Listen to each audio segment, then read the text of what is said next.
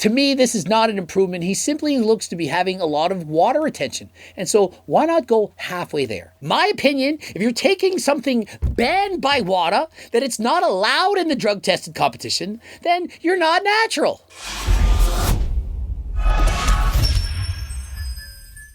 Coach Greg, and in today's video, Connor Murphy's back. Bigger, badder than ever before. He's back to doing crazy videos as he once was. For example, taking Viagra, walking around in public, seeing what people think. And as in the past, going back to his roots, he's no longer natural, admittedly so, taking performance-enhancing drugs. Although he tries to say they're half natural, not really sure, but hey, they're banned performance-enhancing drugs. We're going to go over the exact ones he's currently taking. Wow, that's kilograms, okay? If you do the conversion, that means I'm about 224 pounds, which is by far the heaviest I've ever been. And so he weighs in 102 kilograms. That's approximately 225 pounds. And so that's a lot. It's his all-time heaviest weight. And so in the last month, he's gained about 10 or 15 pounds, and pretty much all of it's water. I mean, look at this guy. He's increased body fat. He's looking a lot more puffy. And so, yeah, he gained over 10 pounds in a month,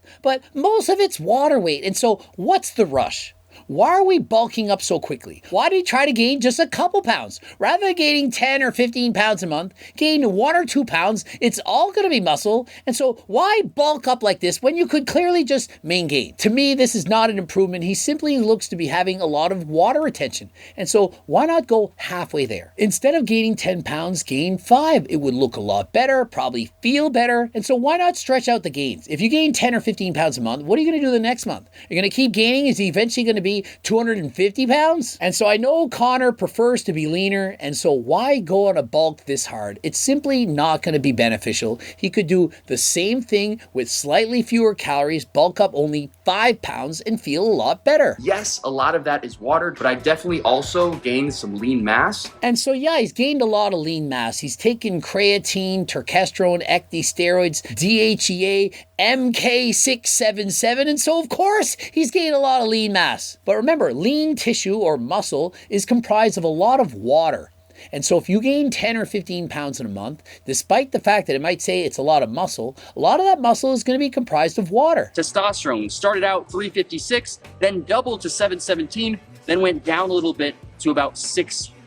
And so during this stack, he in fact doubled his natural testosterone levels. Went from approximately 350 nanograms per deciliter to 700. And so it just goes to show with the right diet and exercise, food, eating a variety of food groups, having the right supplements, you can make a significant difference in your testosterone levels. And so one supplement I would suggest, G-Test, you could also take 3 tests, has some main ingredients such as ashwagandha, Fedosia agrestis, and Tom Catalee, Ali's favorite. These have been shown in total to increase testosterone levels by 200 to 400 nanograms per deciliter. That is a lot. In comparison to test boosters of old, perhaps they boosted it by 10 or 20. It's not going to make any difference. But 200 points or more, that is a huge difference on your natural testosterone levels. Another significant change was his growth hormone levels. He was at 1 nanogram per deciliter. Normal is from 0.4 to approximately 10, and so he was on the lower end, but after taking his supplements, his growth hormone level increased to 18. That's far above the reference range. And increasing growth hormone, increased IGF-1 levels, that can certainly help you to pack on muscle. He was fasted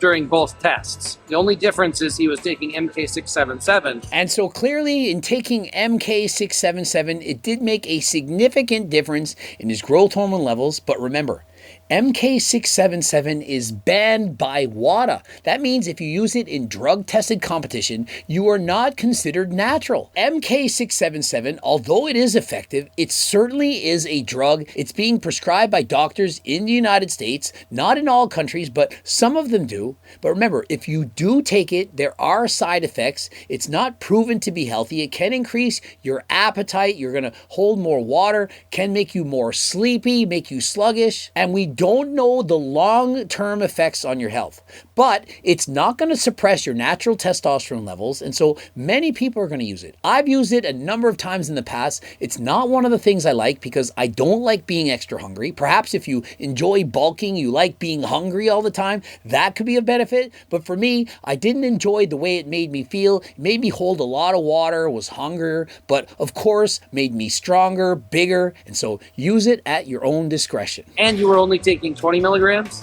Yep. You could increase those to 40 milligrams, and then it would be like you're taking 10 units of hormone.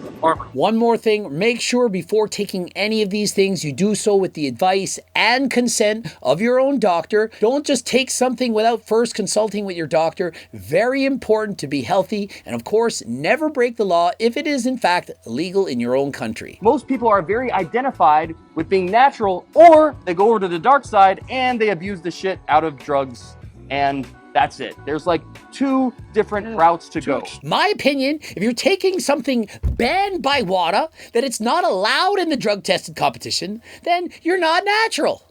But if it's allowed, then be my guest, take it. And so the number one supplement in the world, at least in my opinion, that Connor Murphy has not taken, GO2 Max. The main ingredient, NMN, which is banned by the FDA, but not by WADA. That's right, it's being banned for sale in the United States starting March 13th. You can no longer get it on Amazon. It increases NAD plus levels, which decrease as you get older. And the net result, if you take the supplement, as shown in double-blind placebo-controlled studies, it dramatically improves your ability to perform cardio, makes you a better butter burner. You burn more calories, less length of time, and of course, because you're burning more calories, it allows you to lose weight. And so although it's not technically a fat burner, it's going to allow you to recover faster between sets, perform more cardio at a faster pace, make you a better athlete. This is the number one supplement that I would recommend above all others. Possibly a little water retention. On the other hand, you lose so much fat from increasing your growth hormone.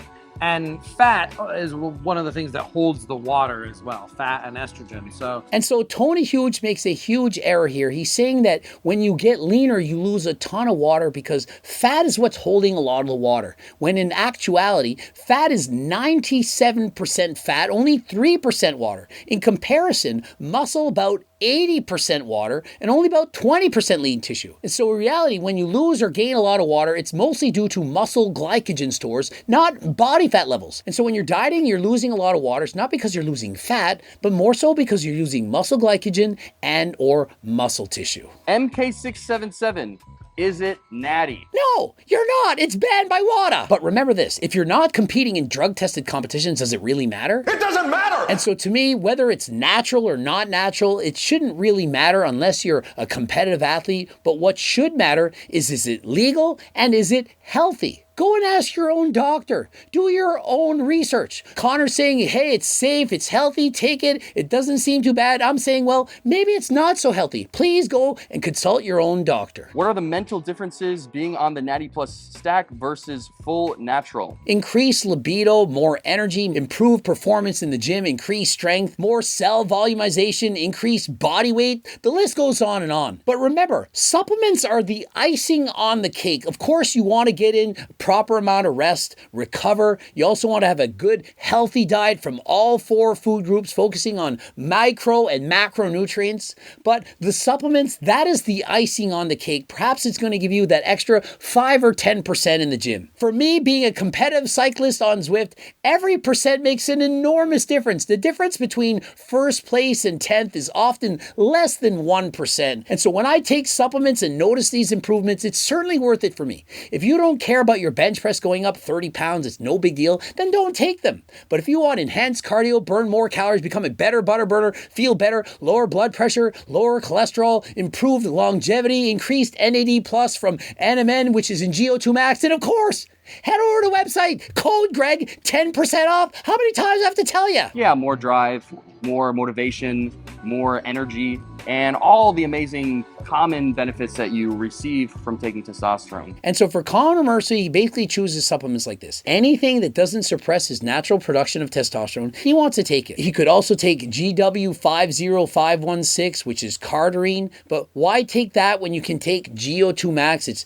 clearly healthier, it's not banned, it's not sketchy. You don't have to go to some SARM's website to get it. You can go to my own website, code Greg, 10% off. And so all the other supplements like the creatines, the ecdy steroids, protein bars, pre-workouts, pumps, all that stuff, he can take all of that. It's not going to suppress his natural testosterone production. And if you take G-test or 3-test, it's going to raise your natural production of test. And so how could that be bad? But if you take SARMs or testosterone or any steroid, whether it's an injectable or an oral, it's certainly going to lower your testosterone levels when you come off or even during. And you may in fact need a PCT to recover. And the problem is while you're off, you're going to lose the majority of those gains. You're not going to feel as good. You're going to have less energy and no longer feel that oomph or drive in the gym. And so that is a problem when using performance enhancing drugs. The problem isn't so much when you're on them, it's when you're off. And if you do take them forever and don't cycle off, well, say goodbye to 10, perhaps 20 years off of your life. I think you would say like steroids make you not natty, injectable growth hormone makes you not natty, and injecting insulin makes you not natty. I think most bodybuilders would still consider you natty. But where do you draw the line? So what about SARMs? Are SARMs natty or not? If you're Ben, it's not natural. Let's keep it simple. Hopefully you learned something. Ending it here. Subscribe, click the bell button, like the video if you liked it. If you like this video, please leave me a like or potentially a comment. That certainly helps the algorithm. Watch one of the bloops. Head over to my website, code Greg, 10% off. Don't forget I have a harder than last time clothing line as well. Excellent, high quality material. You will not believe the quality of these clothing. Shorts, pants, shirts, hoodies, and so on. Please head over to the website, code Greg, 10% off. And until next time, I am out.